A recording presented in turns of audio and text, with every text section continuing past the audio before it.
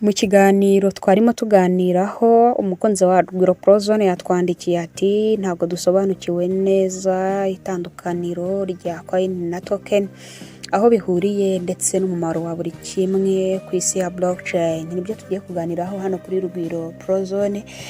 Ndifuza ko twabana kugeza ku musozo w'iyi video. Nawe hari irindi jambo wumva muri crypto nurisobanukirwe ushobora kuritwandikira tukarikoraho ubushakashatsi tukabaza abahanga kuri byo, hanyuma tukaguma tukabiganiraho tugambiriye kugira ngo twiyungure ubumenyi mu isi ya crypto ndetse na blockchain, kubera ko buri munsi tuganira kuri ku mikorere n'imikoreshereze ya AI cyangwa se artificial intelligence, tuganira kuri blockchain kandi tukaganira kuri digital and crypto currency. Tuganira buri munsi tugambiriye kugira ngo twunguke ubumenyi. Ikiganiro cya none rero kigiye kuba cyakwibanda kuri coin and token, niyo magambo tugiye kuba twaganiraho. Nuza kuza gukunda iki kiganiro kirayikinge hanyuma ugisharinge. Ikindi kandi kubashyashya mukande subscribe, dukomeze tube umuryango mugari. Reka dutangirire kuri coin. Ese coin ni iki? Coin ni amafaranga ya digital cyangwa se yubatse mu buryo buri digital, yubatse kuri blockchain yayo bwite adafite ikindi blockchain yegamiyeho. Nibwo buryo bwo kwishyura cyangwa se gukora transaction ku rubuga rwayo nyine usabwa kuba wakoresheje iyo coin, ariko ikaba ifite blockchain yayo bwite. Hari amacoin tugiye dufite nk'ingero twaguhereza ni nka Bitcoin cyangwa se BTC ifite blockchain yayo, cyangwa se tukaguhereza urugero kuri Ethereum cyangwa Ether nayo ifite blockchain yayo. Tukaguhereza urugero kandi kuri BNB cyangwa se yo benshi bita Binance Smart Chain, nayo ifite blockchain yayo. Umumaro rero wa coin, habaho gukoreshwa kwa coin mu buryo bwinshi, ariko akenshi zikoreshwa nyine mu isi ya crypto cyangwa se kuri blockchain. Zikoreshwa mu gukora payment mu buryo bwo kwishyurana, kohererezanya amafaranga ariko ari muri izo crypto coin. Coin ikoreshwa mu kohererezanya no kwakira amafaranga, igice twakita nka transaction cyangwa se transaction.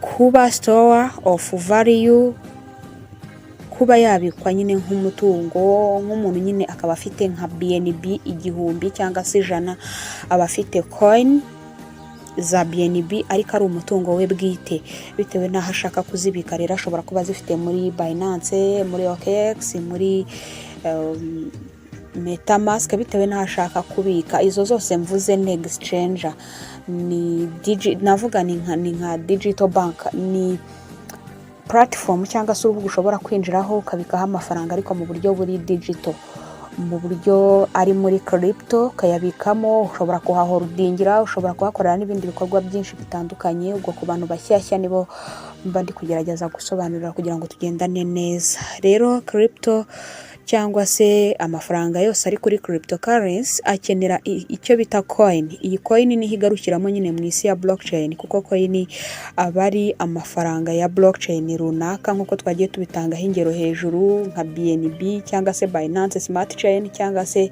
nka Bitcoin BTC, ariko akaba ashingiye kuri blockchain yayo bwite. Itandukanye rero na token, kubera ko token ni uburyo bubaka kuri blockchain y'abandi. Ni ukuvuga ngo hari hasanzweho blockchain ya BNB, noneho kubakiraho iyo token ntago iba ifite blockchain yayo bwite. Ni nk'uburyo bwo gusimbura amafaranga cyangwa se ibintu bifite agaciro muri ecosystem runaka. Urugero rwa token tugiye dufite uzabonamo USDT cyangwa se USDC, yubakiye kuri Ethereum, Tron, BNB n'izindi. Muzabona kenshi tugiye kohereza amafaranga, wenda tuvuge nka, reka dufatire urugero cyane kuri USDT, idolari rya USDT. Akenshi bagusaba network ushaka gukoresha.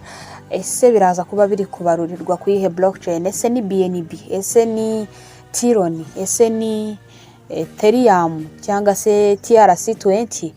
Akenshi iyo token igenda igira agaciro bitewe nuko nyirayo yayubatse cyangwa se bitewe na blockchain yegamiyeho. Token rero ni uburyo cyangwa se ni ukubaka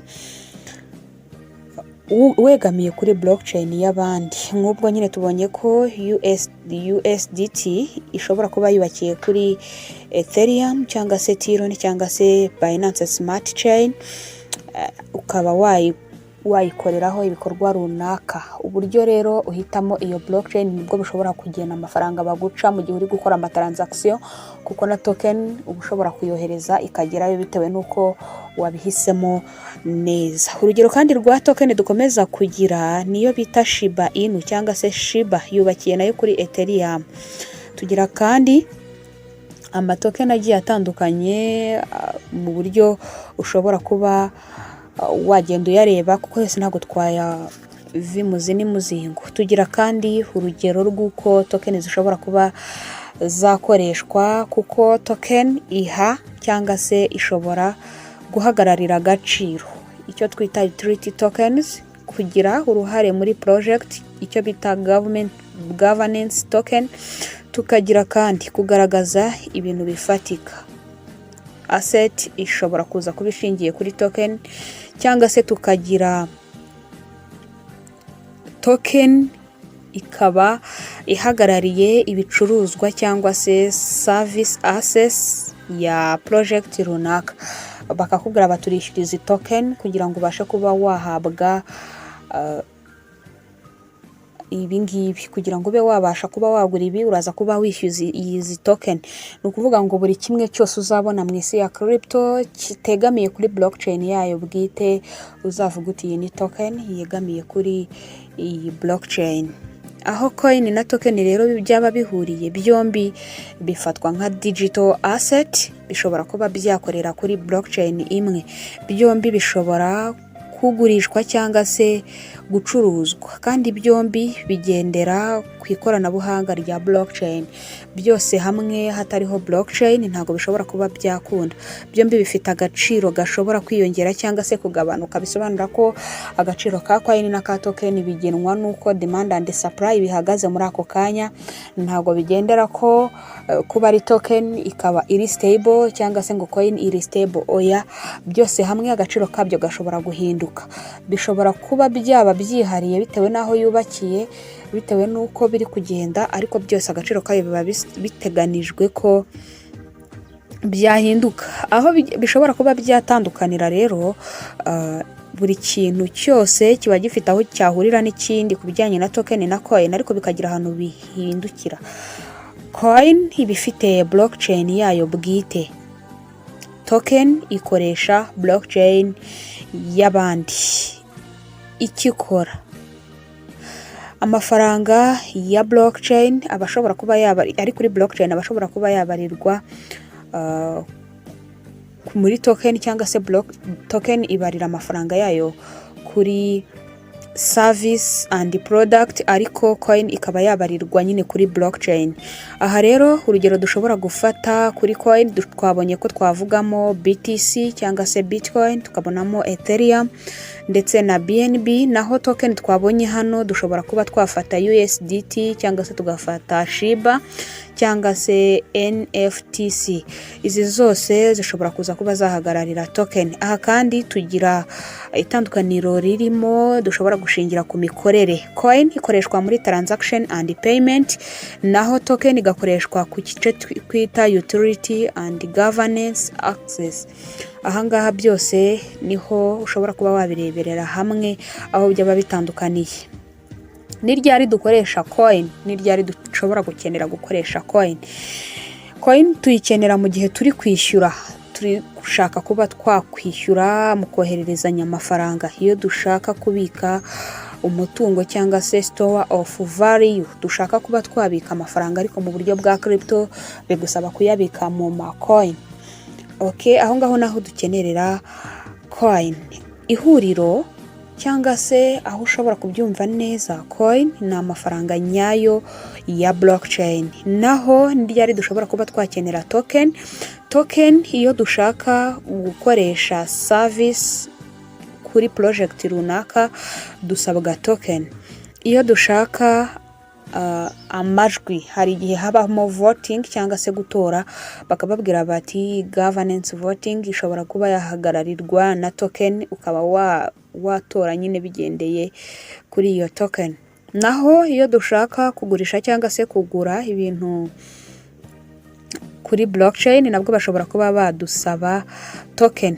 Token ubwo twavuga tuti ikora kuri service cyangwa se product bya blockchain. Ahangaha rero tugaragaje itandukaniro ndetse n'ihuriro ry'ibi ngibi byombi. Umuntu twabanye muri iyi video tudasanzwe tubana, twagaruyemo ijambo blockchain, ariko mu by'ukuri ushobora kuza kuba ari ubwa mbere uryumvishe, harimo risobanukirwe. Nujya wumva bavuze blockchain, baba bavuze ikoranabuhanga ribika amakuru mu buryo bwizewe, aho amakuru abikwa mu duce twinshi turimo inyandiko z'imibare n'inyuguti, ubwo bikaba block, kandi buri gace kako kose kakaba gafite aho kagiye gaherereye muri computer cyangwa se muri telefone mu bice bitandukanye by'isi. Blockchain ishobora kuba yabikwaho amakuru menshi. Ni uburyo bwo kubika amakuru budashobora kwibwa, guhindurwa cyangwa se gusibwa. Uburyo bworoshye ushobora kumvamo blockchain.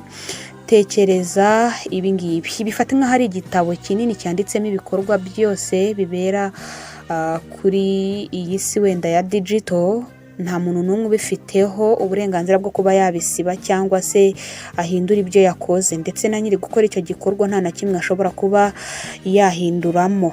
Icyo wanditseho cyose kigumaho, byose kandi bikaba bigenzurwa mu buryo bumwe. Aha rero urupapuro rushobora kuba byakwandikwaho ushobora kurwita block, naho urupapuro ruhuza byose ni chain, bityo bigahuza blockchain. Imiterere ya blockchain, habaho decentralized cyangwa se iba iteye mu buryo buri decentralized, nta muntu n'umwe uyigenga, irigenzura kandi ikaba ifite icyo twita transparent. Ibikorwa byose biba bifite uburyo bigaragaramo ko harimo ukuri, biba biri secure, nta muntu n'umwe ushobora kuba yabivogera kugira ngo abe yaba yakwiba cyangwa se yagira ibya ariganyamo, kandi bikaba biri immutable. Nta muntu n'umwe cyangwa se nta hantu na hamwe iba yanditse runaka ku buryo umuntu ashobora kuba yabihindura. Ibyo blockchain rero ishobora kuba yakoresha ni amafaranga ari digital cyangwa se yubakiye kuri digital nka Bitcoin ndetse na Ethereum nk'uko twagiye tubisobanura. Ariko kandi blockchain ikenera icyo twita smart contract. Ibyo byose ntabwo byaba watajemo smart contract, ni amasezerano yikora bwite akabera online adakeneye umukomisiyoneri n'umwe. Bityo crypto na token nibyo twasobanuraga. Twavuze ko blockchain ari ikoranabuhanga ribika amakuru mu buryo budahinduka, rikoresha amablock ahuza urukurikirane rw'ibyagiye bikorerwa kuri icyo gikorwa, ntagengwa n'umuntu n'umwe. Niyo mpamvu iba ifite umutekano mwinshi kandi wizewe. Yego, ndizera ko rero ikiganiro cyaba gisobanutse, bityo ku bantu bose twabanye muri iyi video ndabashimiye. Blockchain twayigarukaho mu buryo bwihariye mu bindi biganiro kubera ko ni singari, irimo ibintu byinshi, ariko mu ncamake nk'uko byumva nyine ni blockchain, n'amagambo abiri ariko ahurije hamwe agakora izina rimwe nyine rya blockchain. Block yifate nk'igice cy'amakuru kiba kirimo ibikorwa byose byabaye mu minota runaka, nk'amatransaction n'ibindi, uwo boherereje, igihe byabereye, ikimenyetso cy'umutekano cyangwa se cryptography n'ibindi. Bitekereze nk'urupapuro rwanditseho nyine ibikorwa byose byakozwe muri iyo minota. Naho chain isobanurwa ni nk'uruhererekane rw'izo block zose zifatanyirije hamwe zikurikirana kuva ku ya mbere kugeza ku ya nyuma, cyangwa se iyo bita genesis block, kugeza birangiye. Buri block iba ifite hash yayo. Hash y'iyindi block iyo ihuje n'indi bivamo umurongo nyine, bikaba bifitanye n'isano aho bishobora kwihuriza hamwe bikaba byakubaka nyine icyo twita blockchain. Ubwo bimaze kuba byakihuriza hamwe blocks, bikaba ikimenyetso cy'ibikorwa byabaye mu gihe gito, naho chain bikaba umurongo uhuza byose, bikahita bihuriza hamwe nyine muri iyo blockchain, bikaba ijambo rimwe ry'igice cy'amakuru y'amatransaction cyangwa se n'ibindi bikorwa mwakoze bishingiye online, bikaba byabikwa mu buryo budasibama. Ndetse nawe wakoze icyo gikorwa ntabwo uba ufite guhinduraho buri kimwe cyose. Niba nkoherereje $1 rimwe, ntabwo najya kuri blockchain cyangwa se aho byabereye ngo ne editing bishoboke, birikora kandi biba biri secure. Ndagushimiye. Ushobora kujoininga group yacu WhatsApp uciye muri video description handitse more, ugasangamo aka link. Gusoma video description bituma wumva ikiganiro neza mu buryo bwisumbuye uko wacyumvaga, ariko kandi ushobora no kudukurikira unyuze muri comment ya mbere ipininze hejuru, irimo aka link ka WhatsApp. Ushobora kutujoininga tukajya tubana mu biganiro byacu bya buri munsi. Nakagaruka, reka tubane mu biganiro byacu uko tugenda tubigutegurira. Iyi ni RugwiroProZone, wanyumvaga mu ijwi rya RugwiroPro. Imana ikurinde.